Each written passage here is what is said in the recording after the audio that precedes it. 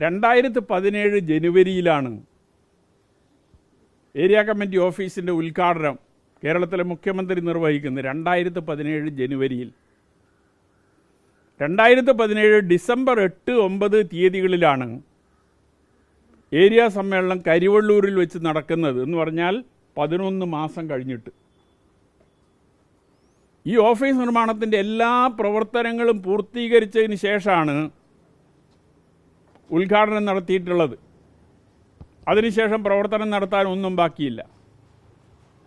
ഈ രണ്ടാം ഘട്ട കണക്ക് അവതരിപ്പിക്കുമ്പോൾ മാർബിൾ വാങ്ങിയതിന് 8 ലക്ഷം, പുതിയ കണക്ക് വരികയാണ്, പുതിയ ചെലവിനങ്ങൾ വരികയാണ്.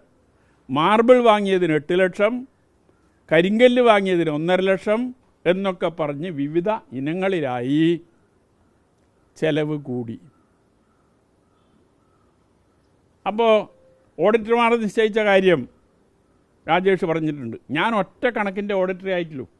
അത് തെരഞ്ഞെടുപ്പ് ഫണ്ടിൻ്റെയാണ്. അത് തീരുമാനിക്കുന്നത് മണ്ഡലം സെൻറ്ററാണ്. മറ്റ് 2 കണക്കിൻ്റെയും ഓഡിറ്റർ ഞാനല്ല. ഓഡിറ്റർമാരെ ഏരിയ കമ്മിറ്റി നിശ്ചയിച്ചു. പറഞ്ഞ പോലെ തന്നെ 3 പേരടങ്ങിയ ഓഡിറ്റർമാരെ നിശ്ചയിച്ചു. ഓഡിറ്റർമാരെ നിശ്ചയിച്ചാലും ഈ കണക്ക് സമ്മേളനത്തിൽ അവതരിപ്പിക്കേണ്ടത് അന്നത്തെ ഏരിയ സെക്രട്ടറി എന്ന രീതിയിൽ ഞാനാണ്. ആര് തയ്യാറാക്കിയാലും സമ്മേളനത്തിൽ അവതരിപ്പിക്കേണ്ടത് ഏരിയ സെക്രട്ടറിയാണ്. അപ്പോൾ ഞാൻ ആ കണക്ക് അവതരിപ്പിക്കണമെങ്കിൽ എനിക്ക് ആ കണക്കിനെ കുറിച്ച് വ്യക്തത വേണമെന്നുള്ളതുകൊണ്ട് ഞാൻ ആ കണക്ക് കൃത്യമായി പരിശോധിച്ചിട്ടുണ്ട്. ഓഡിറ്റർ എന്നുള്ള നിലയിലല്ല, ഏരിയ സെക്രട്ടറി എന്നുള്ള നിലയിൽ. അതിന് കൃത്യത എനിക്ക് വരുത്താനും സാധിച്ചിട്ടുണ്ട്.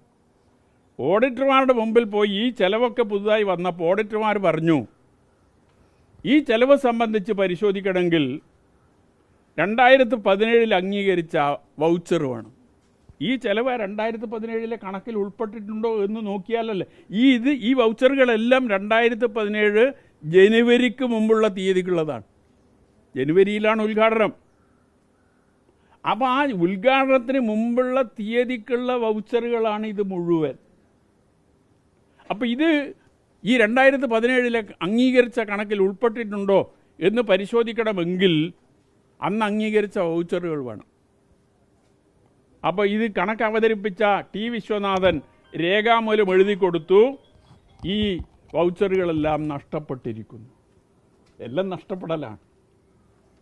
ആ എഴുതി കൊടുത്ത കടലാസ് കൃത്യമായി ഉണ്ട്, എവിടെ വേണമെങ്കിലും ഹാജരാക്കാൻ ഉണ്ട്. അപ്പോൾ എല്ലാ വൗച്ചറും നഷ്ടപ്പെട്ടിരിക്കുന്നു. 2017 അവതരിപ്പിച്ച കണക്കിൽ എല്ലാ വൗച്ചറും നഷ്ടപ്പെട്ടിരിക്കുന്നു. അപ്പോൾ ഈ കണക്ക് ഇപ്പോൾ പുതുതായി കൂട്ടിച്ചേർത്ത ഇനങ്ങൾ 2017 കണക്കിൽ ഉൾപ്പെട്ടിട്ടുണ്ടോ ഇല്ലയോ എന്ന് ആർക്ക് പറയാൻ പറ്റും? അന്ന് അവതരിപ്പിച്ച കണക്കിൽ ഉൾപ്പെട്ട വൗച്ചറുകളിൽ നിന്ന് ചില വൗച്ചറുകൾ എടുത്ത് പുതുതായ കണക്ക് തയ്യാറാക്കിയാൽ ആർക്കാണത് മനസ്സിലാക്കാൻ സാധിക്കുക? ഞാൻ എൻ്റെ പുസ്തകത്തിൽ പറഞ്ഞത് ഏരിയ കമ്മിറ്റി യോഗത്തിൽ ഒരു നാടകം കളിക്കുകയാണ് ഇത്. ഏരിയ കമ്മിറ്റി മെമ്പർമാരെ പൊട്ടന്മാരാക്കാനുള്ള സമീപനമാണ് ഈ കണക്കവതരണത്തിലൂടെ ഉണ്ടായത് എന്നതാണ്. ഇനി ധനരാജ് ഫണ്ടിൽ നിന്ന് 35 ലക്ഷം വകമാറ്റി എന്നിവർ പറഞ്ഞിട്ടുണ്ട്. ആദ്യം അവതരിപ്പിച്ച കണക്കിൽ ഈ സഹകരണ ജീവനക്കാരുടെ വരവ് ഉൾപ്പെടുത്താതെ 42,000 രൂപ കടം വരുന്ന കണക്കാണ് കെട്ടിട നിർമ്മാണത്തിൻ്റെ. ആകെ 42,000.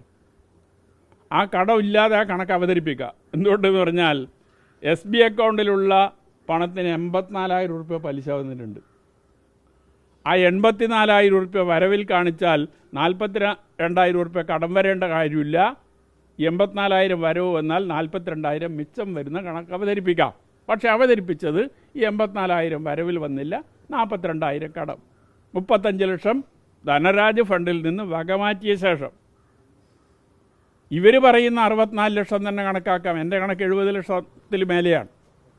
ഈ 64 ലക്ഷം വരവിൽ ഉൾപ്പെട്ടാൽ പിന്നെന്തിനാ 35 ലക്ഷം ധനരാജ് ഫണ്ടിൽ നിന്ന് വാങ്ങുന്നത്?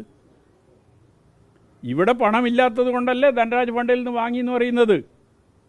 ഇവിടെ ഈ 64 ലക്ഷം വരവിൽ ഉൾപ്പെടുത്തിയാൽ പിന്നെ 35 ലക്ഷം ധനരാജ് ഫണ്ടിൽ നിന്ന് വാങ്ങേണ്ട കാര്യം എന്താ? വാങ്ങേണ്ട കാര്യമില്ല. അപ്പോൾ പിന്നെയും ധനരാജ് ഫണ്ടിൽ നിന്ന് 35 ലക്ഷം വാങ്ങി എന്നുള്ളത് തന്നെയാണ് കണക്ക്.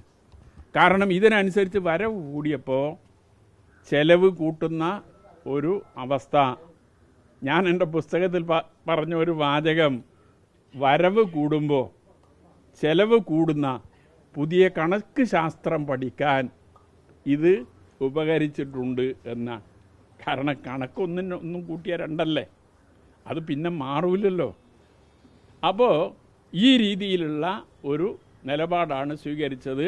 കെ രാഗേഷ് ആകെ ഇതിൽ വിശദീകരിച്ചത് ഈ 70 ലക്ഷത്തിൻ്റെ വരവ് കണക്കിൽ ഉൾപ്പെടുത്തിയിട്ടുണ്ട് എന്നാണ്.